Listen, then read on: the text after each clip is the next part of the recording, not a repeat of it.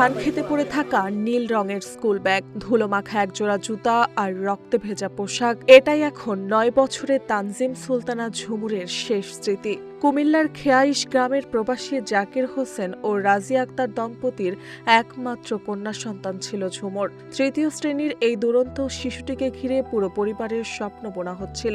গত 29 April school শেষে বাড়ি ফেরার পথে পৈশাচিক হিংস্রতার শিকার হয় অবুঝ মেয়েটি। নরপশু মফিজুল ইসলাম মফু শিশুটিকে ধর্ষণের পর শ্বাসরোধ করে হত্যা করে নির্জন ধান খেতে ফেলে রেখে যায়। জীবন অবাক না করলে কে করবে? 28% মিল্ক ফ্যাটের অবাক করার সাথে ফ্রেশ মিল্ক পাউডার। জীবন অবাক করুক প্রতিদিন। দুপুরে মা রাজিয়ার ভাত বেড়ে অপেক্ষার পালা আর শেষ হয়নি। নিখোঁজের কিছুক্ষণ পর ধান খেতে মেলে ঝুমুরের নিথর দেহ।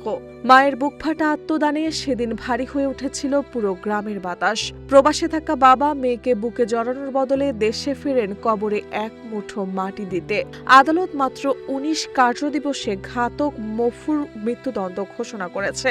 বিচারের ন্যায় বিচার হয়তো মিলেছে, কিন্তু যে শূন্যতা তৈরি হলো, আদালতের কোনো রায় কি তা মেটাতে পারবে?